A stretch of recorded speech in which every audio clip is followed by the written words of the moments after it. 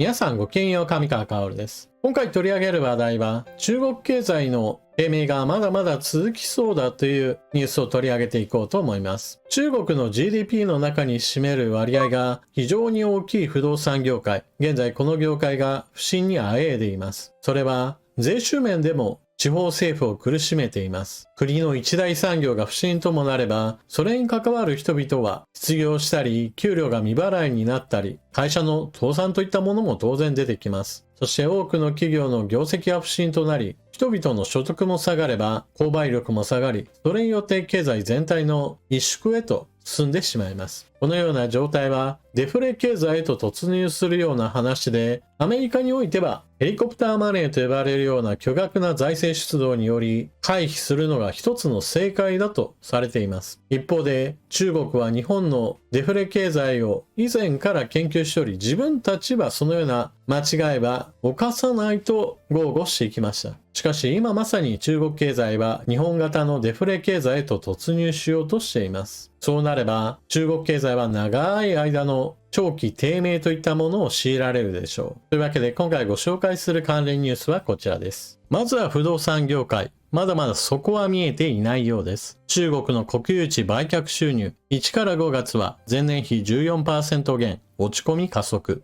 中国財政省が発表したデータによると、1から5月の国有地売却収入は前年同期比 14% 減少し、1から4月の 10.4% 減から落ち込みが加速した。中国の土地売却は2022年以降、長引く不動産危機や地方政府の債務問題を背景に急減している。中国政府は経済全体への影響を回避するため、価格下落の抑制や住宅在庫の削減に向けた措置を打ち出しているが、アナリストは断片的な対応では意味のある回復につながらない可能性があると指摘している。土地の売却で最も利益を上げていたのが、中国の場合だと地方政府だと言われています。なぜならば、中国の土地は個人の所有ではなく、国の所有、党の私有物であり、そこに値段をつけて売るというのが、いわば錬金術のようにして巨額のお金を地方政府にもたらしていました。しかし、不動産業界が落ち込むことによって地方政府の財政は逼迫し、これまで放置していた問題に急遽取り組むようになっています。中国地方政府、数十年前に遡る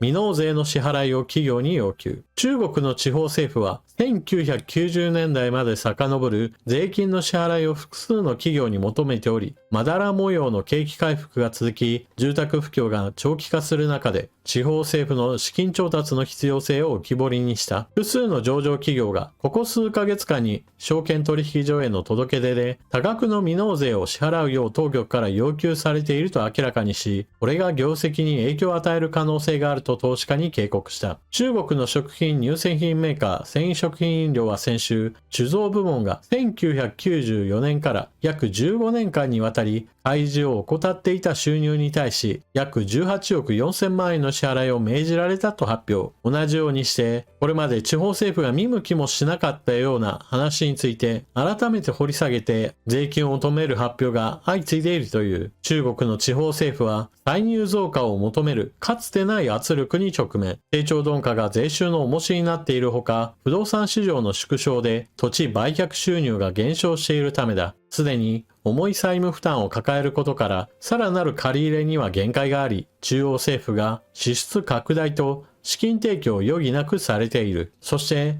これまでは中国企業にとって非常に有利な条件から利益を大きく取ることのできた売買においても変化が起きています。中国の銀行が対ロシアビジネスから一斉撤退。アメリカ二次制裁の威力にプーチン大統領も戦々恐々。ウクライナ侵略を続けるロシアと中国の貿易関係に異変が起きている。ロシアの軍需産業を支援しているとみなした海外の銀行に対し、アメリカが新たな制裁を科す方針を昨年末に発表したことを受け、影響を懸念した中国の銀行が次々と対ロシアビジネスから手を引き始めているためだ。中国との経済関係はロシアにとって命綱とも言える存在で、5月中旬に実施されたロシア中国首脳会談でのプーチン大統領の発言にも対応に苦慮している現状が伺えた。ロシアはこれまでも制裁回避を繰り返してきただけに、どこまでの効果が生まれるか注目される。第三国の経済活動に対する制裁は極めて不当なものだ。5月17日、中国ハルビンで行われた会見でのプーチン氏の発言には、新たな制裁による影響への懸念が滲んだ。政府レベルで支援する必要があるとも述べ、民間金融機関では対処できない状況にある実態も浮かび上がった。プーチン氏の発言の背景には、アメリカ政府が昨年12月に導入を決めた海外の金融機関を対象とした制裁があるとみられる。アメリカの新たな制裁は、ロシアの軍需産業を支えているとして、アメリカの制裁下にある企業個人のために取引を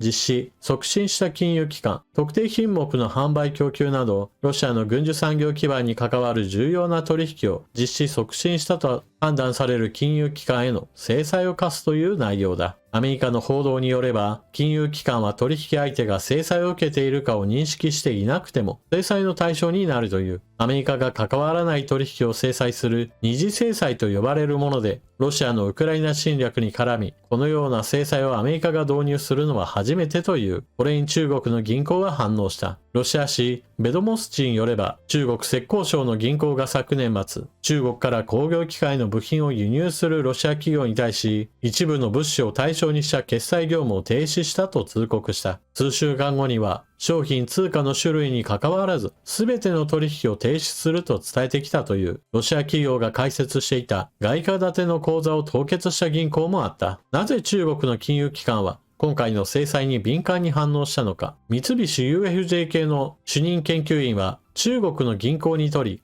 アメリカ金融市場へのアクセスは死活問題だからだと断じる。中国の貿易決済はドル決済が主流であるため、ドル資金がなければ貿易取引に支障が出る。だから中国の銀行はロシアとの取引を停止したのだと解説する。中国の不動産業界の低迷はまだまだ続くでしょう。何しろ不良債権を一挙に処理するようなことは全くしていないので、負担はまだまだ幅広い分野にのしかかり続けるからです。開発会社も巨額の負債を抱えたままでゾンビ企業のようにして生き残っていますし、それらの企業と関係のある銀行たちも同じようにして貸し付けたお金や担保にしている不動産物件などについてもまだまだ評価を処理してはいません。しかし現実問題として値上がりを前提としたような投資ブームについては一部の地域を除けばほとんど終焉したようなもので、誰も住むことのない投資用の都市などは丸ごとそっくりゴーストタウン化していることはこれまでも報じられてきましたし、まだまだそれらが解決されることはないでしょう。中国共産党としては一度に大きな問題としてクローズアップされるよりもだらだらと問題が長く続きしたとしても民間企業の経営失敗だというふうに断じて自分たちに火の粉が及ばないのであれば今のような状況を容認するかもしれないのです。そうした中国経済にとって対ロシア貿易というのは基本的には大いなる儲けのチャンスでした。何しろロシアという国は自国の中における産業が十分に育っておらず、必要なものは海外から輸入すればいいという考え方が結構あります。なるべく国産化しようという考えはあるにはあるものの、基礎的な工業力それ自体については鼻から諦めている部分がありますから、中国から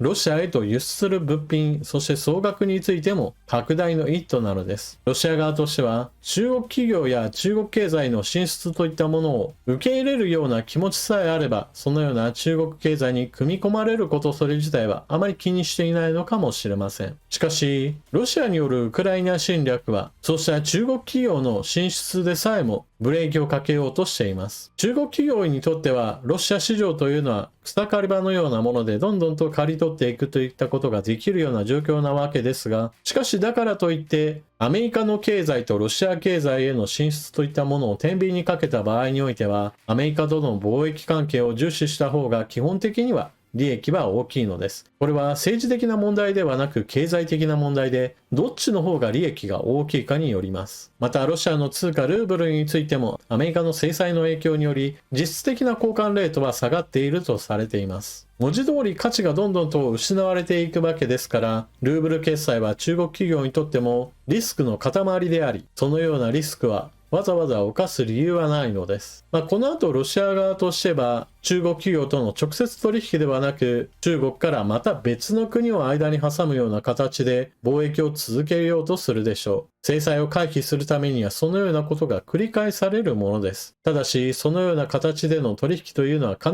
ずのように中間業者がさらに増えるわけですから、コスト高へとつながっていきます。ロシア国民は、スーパーの棚には物が溢れているし、私たちの暮らしには何の変化もないというような話をするでしょう。しかし、無用な物価高を招くような状況は、これからも加速し、不利益は拡大するでしょう。また、中国経済そのものも悪化が続けば、中国はよからぬ考えに至るかもしれません。例えば今の話ではないですが、失業者が大量に出た時においては、その失業者を減らす方策としてロシアを見習う日が来るかもしれません。現在ロシアによるウクライナ侵略に伴ってロシアは失業率が低下し、労働者人口そのものも非常に人手不足が進行しています。人手不足が進行しますから、企業はより多くの給料を払ってでも人材を確保しなければならないような状態です。中国においてもしもこの後経済不況に伴う失業率の大幅な上昇とそれに伴う中国共産党に対する批判の声が高まれば、これらの人々を雇用を吸収するための展示経済への移行といったものもアイデアとしてちょっとは考えてくるかもしれません。まあそのようなことにならなければ良いのですが、しかしそのようなこともまた未来にあり得る一つの選択肢なのです。というわけで今回は中国経済まだまだ底が見えないような状況で不動産業界は不況状態が続いていることを取り上げました。また苦しい中で稼ぎ時だと考えていたロシアとの貿易面においても